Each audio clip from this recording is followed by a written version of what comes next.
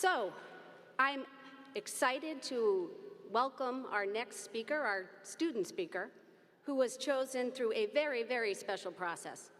All graduating seniors were invited to submit speeches that they felt would motivate their classmates. A review panel chose 7 finalists who delivered their speeches to the panel, and the winner was chosen.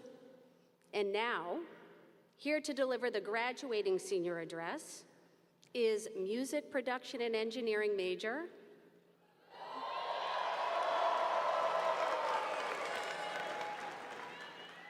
plus songwriting major, Nick Kitsopoulos.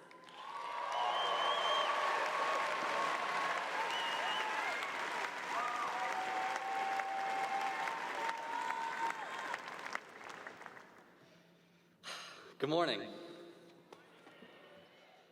President Moll, honored guests, faculty, staff, friends, families, and my fellow graduates. It is the greatest honor of my life to stand before you here today and to have this opportunity to address all of you at once. While spending time with my friends and peers over the past few months, I've made a concerted effort to ask each of them what inspired you to originally come to Berklee. Some came simply because Charlie Puth went here and they wanted to walk a similar path. Okay. Many said they really wanted to be surrounded by other musicians and people that actually understood their passion.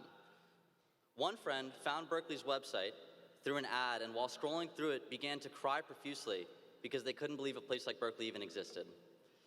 Me personally, I came to Berklee for the Greek life and the wild parties, but also to figure out how I could translate my stories into more meaningful music. Every single person I spoke to included somewhere in their answer that their younger self chose Berklee because they'd been so moved by music in their life that they had to figure out a way to tap its potential and see where and how they could fit into the music-making process. Back when we were too young to be afraid, this fervent love of music drove us to hone our crafts, and that led us to Berklee. One with 2 E's at the end. Somewhere in my Berklee journey, I completely forgot the reasons I decided to come here. And from talking with many of you, it seems I'm not alone. The harsh realities of this music industry, in conjunction with the pressure to put all our amazing knowledge to good use, took my original fire, the one that had emboldened me to embrace my individuality, and replaced it with a flickering flame that convinced me that standing out was a much less optimal path than fitting in would be. Looking at music analytically and academically, it was hard to feel like anything unique could be said, and that my voice certainly did not hold much weight in such an absurdly crowded field. At a low point, however, I stumbled across 2 things that would change my outlook entirely and rekindle my original fire that I would like to share with you. The first was in the quiet study area, where I came across Berklee's motto somehow for the first time. Some of you may know it. It goes as follows: Esse quam videri. And for our non-Latin speakers in the group, that translates roughly to be rather than to seem. To be rather than to seem. I realized as I was looking at the motto plastered against the window that I'd spent my entire Berklee career trying to seem like my professors, my idols, my peers, so that I could prove to myself and to my family that I was in the right place. But this pursuit required me to subdue the creative and original part of my brain so that I could master the art of imitation. In a generation of data, advanced analytics, and algorithms, I'd taken a scientific approach to storytelling, and it robbed my music of color and beauty. Then later that same week, I was talking to a friend of mine who reminded me that long before anyone had discovered the math behind music, and before notation existed, humans sang in abundance. Our connection to nature and to ourselves helped us discover what frequencies sounded good together and how to sequence them in a pleasing way before we knew what frequencies or harmony were. Think about what that says about the innateness of music, the innateness of what we do every single day. Similarly, before we knew a thing about music, we developed a connection to it and felt it flowing through us to the extent that we had to use it as a tool to communicate. The voice of truth whispers, which means that in order to hear it, we need quiet and meditation. Music is that quiet and meditation, and always has been for humans. It shows us what the truth is and where it lives. So no matter how academic a field it is, and no matter how technically sound our work is, I found a song will never truly sing if it's not made in that pursuit of finding that inner truth.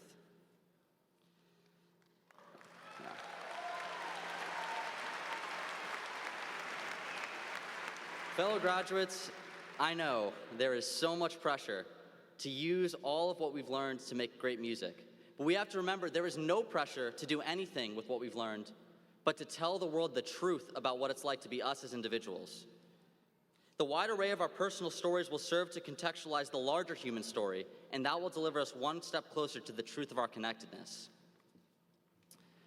Recently on the spring break Nashville trip, I heard a songwriter say that we're a generation that values we value glamour over beauty.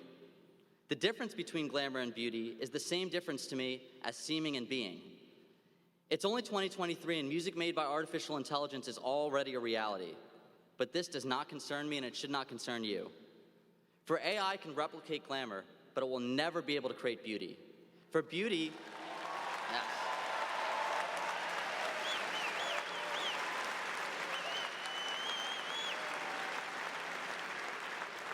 For beauty cannot be synthesized. Rather, it can only be derived from our humanity and the ways we choose to express it. So I implore you, fellow graduates, let's use what we've learned here to rekindle our original fires and let that guide our technical prowess. If you spend your time trying to seem rather than trying to be, it's inevitable that some algorithm will come along and will be able to seem a lot better than you. But it will never be you. No one can.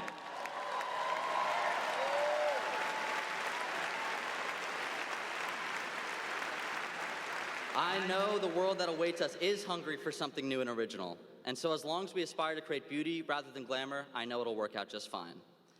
In the end, we're the ones who get to bring music into the world and help people feel seen and heard when they need it the most. My professor and mentor, Prince Charles Alexander,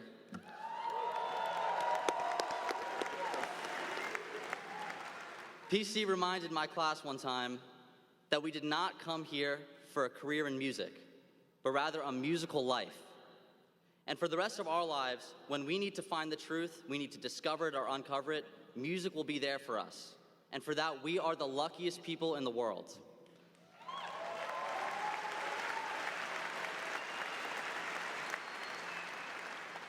It's hard to find rooms with more talent than this one, and I want you all to trust your talent as you've inspired me so much this last 4 years. Congratulations, class of 2023. Here's to our musical lives. Thank you so much, and congratulations.